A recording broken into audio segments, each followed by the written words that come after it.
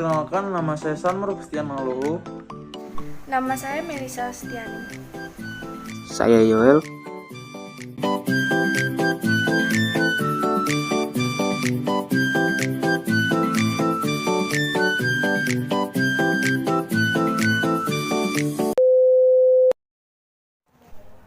Influenza merupakan penyakit yang terjadi akibat infeksi virus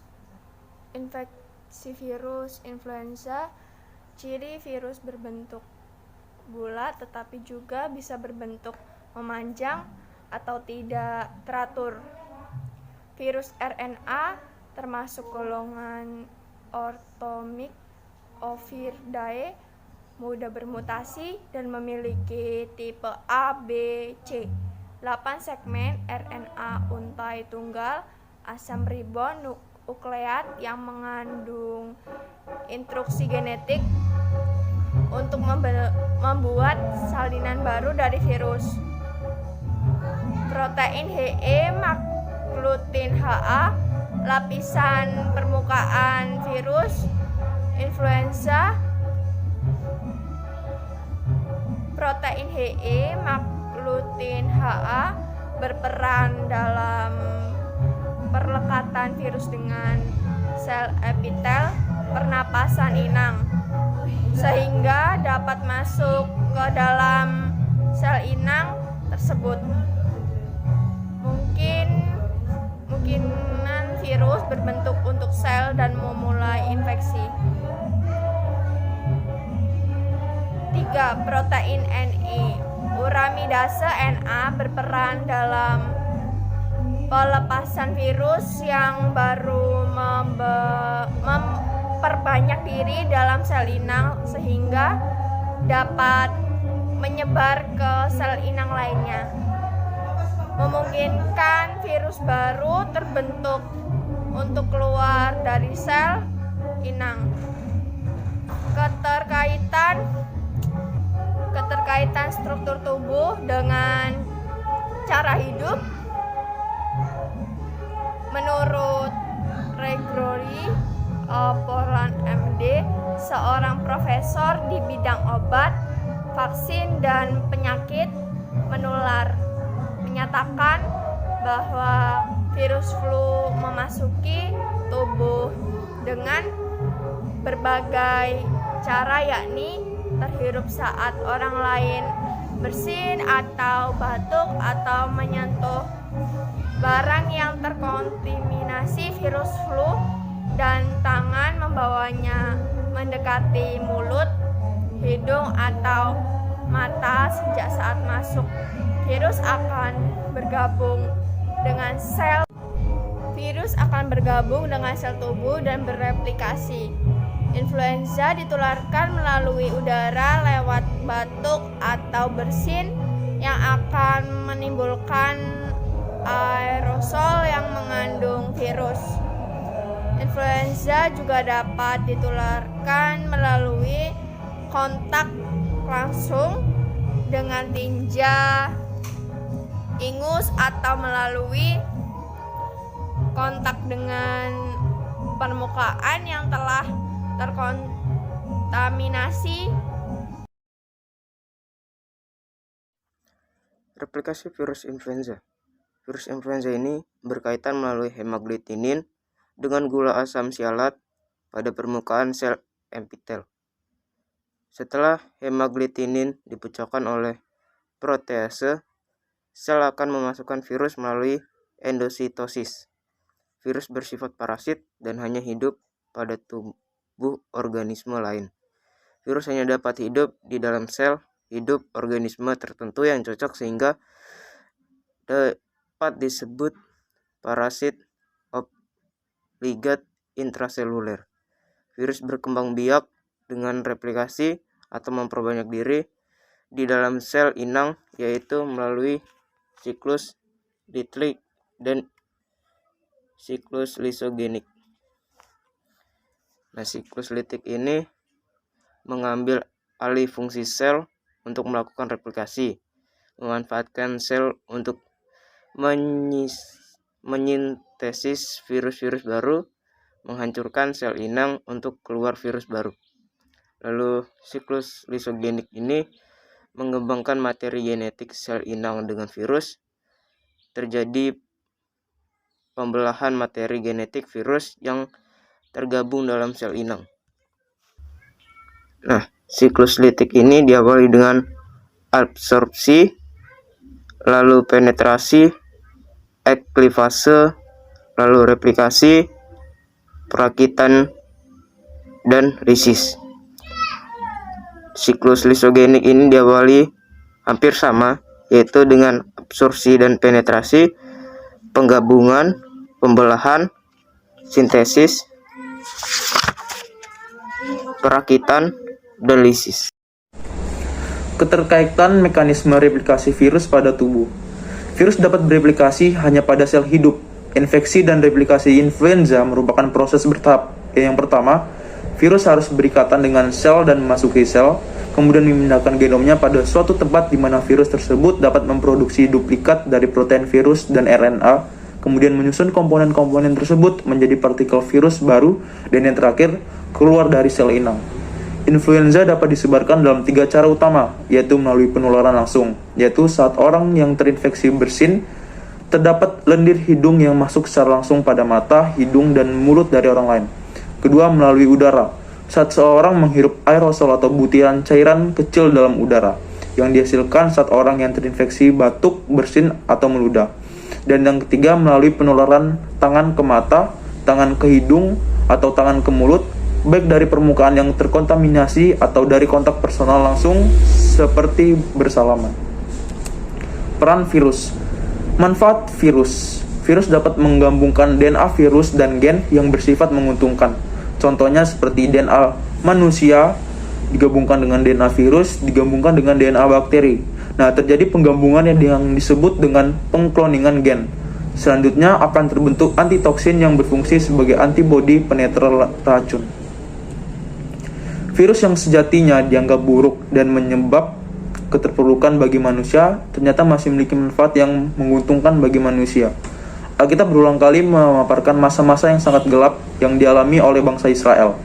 Mereka pernah ditindas di Mesir selama kurang lebih 430 tahun. Mereka juga pernah ditindas oleh bangsa-bangsa di sekitar Kanaan waktu zaman hakim-hakim. Juga bangsa Israel pernah mengalami pembuangan di Babel. Tetapi dalam peristiwa itu semua, Allah tetap mempedulikan mereka. Mereka selalu mendapat kelepasan yang datang dari Allah. Inilah yang menjadi penghiburan kita bahwa Allah pun pasti sedang bekerja saat ini. Dia akan menguatkan umatnya untuk melewati masa-masa sulit ini dan mengubahnya menjadi kebaikan. Seperti halnya pada virus yang ternyata dapat membawa kebaikan dan penolong. Allah turut bekerja dalam segala sesuatu untuk mendatangkan kebaikan bagi mereka yang mengasihi Dia, yaitu bagi mereka yang terpanggil sesuai dengan rencana Allah. Yaitu Roma 8 ayat 28. Kampanye virus. Virus yang dapat menular melalui droplet atau cairan yang dikeluarkan oleh tubuh yang terinfeksi virus. Penerapan pola hidup sehat, anjuran memakai masker, dan social distancing berpengaruh besar dalam mengurangi penyebaran virus. Virus dapat bersifat mematikan sehingga sangat berbahaya dan patut dihindari. Penemu virus influenza, Thomas Francis Jr. Thomas Francis Jr. merupakan dokter dan ahli epidemiologi di Amerika Serikat. Francis lahir pada 15 Juli 1900, dibesarkan di Newcastle di Pennsylvania Barat. Beliau menempuh pendidikan di SMA di Newcastle High School dan lulus pada 1917. Kemudian melanjutkan pendidikannya dengan beasiswa di Allegheny College pada 1921. Beliau mendapatkan gelar kedokteran di Yale University pada tahun 1925. Pada tahun 1933, Francis menikah dengan Dorothy Parker Otton dan mereka memiliki 2 orang anak. Beliau meninggal pada 1 Oktober 1969 di Ann Arbor, Michigan. Pada tahun 1941, beliau diangkat sebagai Direktur Komisi Influenza Dewan Epidemiologi Angkatan Bersenjata atau AFEB. Dengan posisi ini dapat memungkinkan Francis mengambil bagian dalam keberhasilan pengembangan, uji coba lapangan, dan evaluasi vaksin pelindung influenza. Selama masa Perang Dunia Pertama, virus influenza menjadi wabah yang sangat mematikan dan penyebaran virus ini hampir terjadi di seluruh dunia. Hingga tercatat terdapat 100 juta korban jiwa. Francis yang saat itu menjadi Direktur AFEB berusaha mencari solusi atas pandemi tersebut. Francis mendirikan laboratorium virus dan departemen epidemiologi yang menangani berbagai penyakit menular di Universitas Michigan. Selama wabah virus influenza mewabah, para ilmuwan berusaha melakukan isolasi, namun belum ada yang berhasil. Francis menjadi orang pertama yang mengisolasi virus influenza di Amerika Serikat. Kemudian pada 1940, menunjukkan bahwa ada jenis virus influenza lain, sehingga Francis mengambil bagian dalam pengembangan vaksin influenza bersama Good Pasteur. Jadi pada tahun 1947, Francis dianugerahi salah satu profesor terkemuka Michigan pertama, Profesor Epidemiologi Universitas Henry Swall. Selanjutnya atas kinerjanya, beliau mendapatkan anugerah Medal of Freedom pada tahun 1946 dan dihormati dengan penghargaan Laskar sebagai pengakuan atas kontribusinya yang luar biasa terhadap pengetahuan tentang influenza pada tahun 1947 dan sikap pantang menyerah dan usaha yang keras dalam memanfaatkan fasilitas yang ada untuk mengungkap dan menyelesaikan pandemi virus influenza merupakan tindakan yang boleh kita contoh dari Francis Jr. Teks biografi Ernest William Goodpasteur, penemu vaksin influenza. Ernest William Goodpasteur merupakan dokter ahli patologi dari Amerika Serikat yang berfokus pada pathogenesis penyakit menular. Beliau lahir pada 17 Oktober 1886 di Clarksville dan wafat pada 20 September 1960 di Nashville. Beliau menempuh pendidikan kedokteran pada 1908 di Cambridge Universitas dan mendapatkan gelar sarjana. Selanjutnya mendapatkan gelar magister di Johns Hopkins School of Medicine pada tahun 1912. Pada tahun 1919, beliau melakukan studi patologi tentang pandemi influenza yang sedang berlangsung dari tahun 1922 hingga 1924. Beliau menjadi Dr. William. Beliau berkontribusi untuk memahami penyebaran saraf virus herpes, identifikasi virus gondok, pengembangan vaksin antivirus, dan studi penyakit manusia. Richter, Fischl, Jambot, dan protozoa. Beliau memperkenalkan embrio ayam sebagai inang percobaan untuk menyelidiki infeksi mikroba dan untuk produksi vaksin berkat penelitian yang dilakukan oleh Goodpasteur terhadap inang embrio ayam bersama Thomas Francis Jr. Keduanya berhasil melakukan isolasi virus influenza dan membuat vaksin untuk mengatasinya. Goodpasteur menjadi guru yang berdedikasi pada ilmu kedokteran di bidang patologi atas pengabdian dan kerja kerasnya. Beliau menerima beberapa penghargaan ilmiah bergengsi selama karirnya seperti penghargaan Heinrich Medali Kober, medali Kovalenko dari National Academy of Sciences, dan penghargaan kepada tebu berkepala emas dan American Association of Pathology STS. Lalu kita akan masuk ke virus yang kedua, yaitu virus COVID-19. Virus corona merupakan virus penyebab COVID-19. Virus dari subfamili Orthocoronavirunae dalam keluarga Coronaviridae dan ordo Nidovirales. Virus beramplop dengan genom RNA utas tunggal. Nukleokapsid berbentuk helix simetris. Jumlah genom coronavirus berkisar antara 27 sampai 34 kilo pasangan basa. Lalu protein yang menyusun struktur coronavirus yaitu protein tonjolan atau spike, amplop atau E, membran atau M, dan nukleokapsid atau N. Letak pengikatan reseptor pada protein S memediasi perlekatan virus ke reseptor sel inangnya, yaitu enzim pengubah angiotensin atau ACE2. Memiliki tonjolan protein pendek yang disebut hemagglutinins esterase atau HE. Nah, ini adalah strukturnya. Ada membran, ada amplop, nukleokapsid, ACE2, dan HE. keterkaitan struktur tubuh dengan cara hidup. Menurut Stanley dan Anthony pada tahun 2021 menemukan bahwa coronavirus memiliki ukuran 125 nanometer atau 0,125 mikrometer, sehingga termasuk ukuran yang sangat kecil.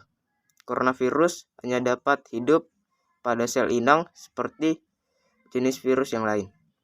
Protein spike pada coronavirus menjadi reseptor dalam mengambil alih peran sel inang dalam tubuh sehingga dapat mempengaruhi siklus sel.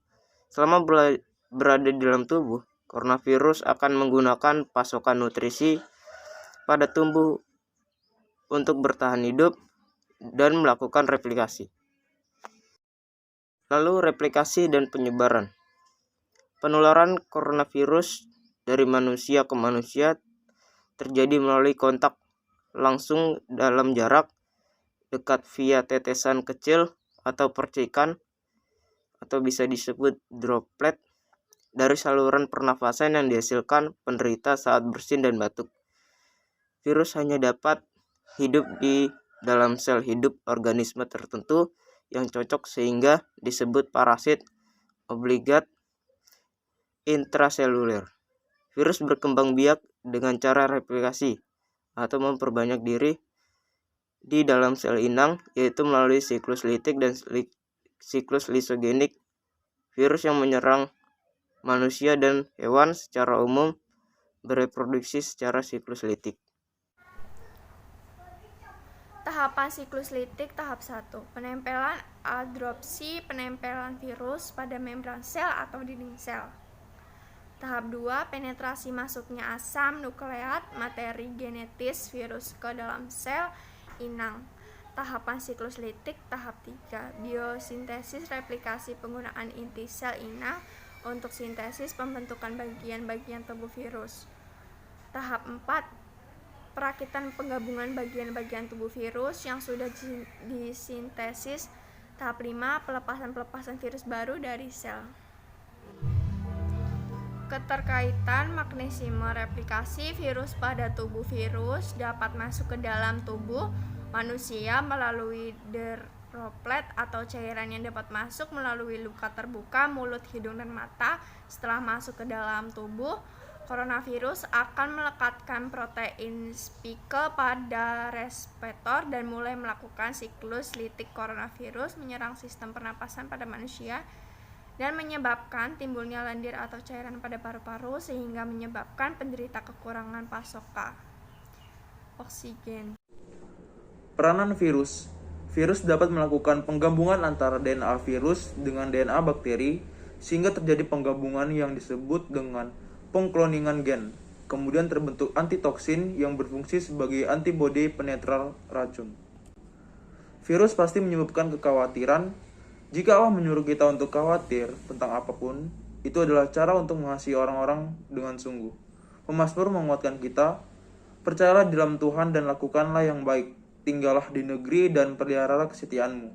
Mazmur 37 ayat 3. Petrus mengingatkan kita untuk berjuang di tengah semua hal yang buruk, entah penganiayaan ataupun pandemi. Kita bisa mempercayai Tuhan karena mengetahui lebih baik menderita karena berbuat baik jika itu memang kehendak Allah daripada menderita karena berbuat jahat. 1 Petrus 3 ayat 17. Kekhawatiran adalah hal yang umum bagi manusia. Akan tetapi, Allah telah memanggil kita untuk menghadapi permasalahan dan ancaman dengan keberanian, dengan bersandar kepada Dia. Virus yang dikhawatirkan menyebabkan kerugian, namun ada pula yang menguntungkan. Percaya pada Allah, maka kekhawatiran akan sirna. Kampanye. Virus corona bisa menyebabkan gangguan ringan pada sistem pernafasan, infeksi paru-paru yang berat, hingga kematian. Penularan COVID-19. Tidak sengaja menghirup percikan ludah atau droplet yang keluar saat penderita COVID-19 batuk atau bersin. Memegang mulut atau hidung tanpa mencuci tangan terlebih dahulu setelah menyentuh benda yang terkena cipratan ludah penderita COVID-19. Dan melakukan kontak jarak dekat dengan penderita COVID-19. Cara pencegahan COVID-19. Yang pertama, terapkan physical distancing, yaitu menjaga jarak minimal 1 meter dari orang lain Dan jangan dulu keluar rumah kecuali ada keperluan mendesak. Kedua, gunakan masker saat beraktivitas di tempat umum atau keramaian, termasuk saat pergi berbelanja bahan makanan atau mengikuti ibadah di hari raya. Dan yang ketiga, rutin mencuci tangan dengan air dan sabun atau hand sanitizer yang mengandung alkohol minimal 60%, terutama setelah beraktivitas di luar rumah atau di tempat umum. Teks biografi Dr. Zhang Jiqian, penemu COVID-19. Dr. Zhang Jiqian adalah seorang dokter yang pertama kali melaporkan adanya infeksi virus seperti pneumonia, namun dianggap lebih misterius. Beliau merupakan dokter wanita berusia 54 tahun asal Hangzhou, distrik Cina. Beliau menempuh pendidikan kedokteran di Department of Child Medicine, Hubei Medical University. Saat ini beliau lebih dikenal sebagai dokter pneumologi dan direktur Department of Respiratory Medicine of Hubei Provincial Hospital dan Western Medical. Pada tahun 1958, Dr. Zhang Jiqian diterima di Hubei Medical University dan lulus sebagai dokter klinis pada tahun 1980. Selama meniti karir sebagai seorang dokter, Dr. Zhang pernah terlibat dalam pekerjaan klinis selama pandemi SARS pada 2003, menjadi anggota kelompok ahli di Jingjiang Distrik. Pada tahun 2005, beliau menjadi wakil direktur di Department of Respiratory Medicine of Hubei Provincial Hospital of Integrated Chinese dan Western Medicine. Pada 31 Desember 2019, Komisi Kesehatan Nasional mengirimkan kelompok ahli untuk memandu respons epidemik. Virus COVID-19 ini sudah ditemukan vaksinnya oleh Dame Sarah Catherine Gilbert. Nah, Dame Sarah Catherine Gilbert atau Sarah Gilbert merupakan ahli vaksinologi dan profesor di Oxford University. Sarah Gilbert ini dikaruniai 3 orang anak kembar yang lahir pada 1998. Suaminya ini memutuskan untuk meninggalkan karir dan fokus menjadi orang tua dan mengurus rumah tangganya. Sarah Gilbert ini bergabung dengan Delta Bioteknologi yang merupakan perusahaan biofarmasi yang memproduksi obat-obatan di Nottingham. Pada Desember 2019, Sarah Gilbert ditunjuk sebagai ketua pengembang vaksin baru untuk melawan COVID-19 bersama Andrew Pollard, Theresa Lambe, Sandy Douglas, Catherine Green, dan Adrian Hill. Sarah Gilbert dipercayai menjadi pemimpin berdasarkan karir yang ditempuh sebagai ahli vaksinologi. Sarah Gilbert melakukan uji klinis dengan memantau gejala harian pasien influenza menggunakan virus influenza A subtipe H3N2 yang didapat hasil adanya rangsangan sel T sebagai respon terhadap virus flu. Stimulasi ini dapat melindungi seorang dari penyakit flu sehingga dapat dijadikan untuk dasar vektor adenoviral CHA-DOX1 sebagai vaksin. Sarah Gilbert dan tim membuat vaksin COVID-19 menggunakan vektor adenoviral karena dapat merangsang respon sistem kekebalan tubuh terhadap protein coronavirus. Pada Maret 2020, melakukan rencana awal uji klinis pada hewan, selanjutnya menggunakan 510 relawan manusia untuk tujuan uji coba fase 1 dan 2 pada 27 Maret 2020. Untuk meyakinkan hasil uji coba telah dilakukan, maka pada September 2020 dilakukan uji coba fase 3 hingga didapat vaksin AZD1222 yang selanjutnya diproduksi oleh perusahaan AstraZeneca, sehingga Sarah Gilbert dan tim yang telah berhasil menemukan virus COVID-19 vaksin COVID-19 dan disetujui untuk digunakan di Britania Raya. Perjuangan Sarah Gilbert dalam mengembangkan vaksin mendapatkan anugerah penghargaan medal pada Maret 2021.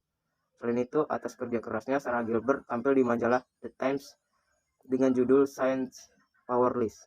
Sikap kerja keras dan pantang menyerah dari Sarah Gilbert dapat digunakan sebagai teladan agar tetap semangat dan dalam melawan COVID-19.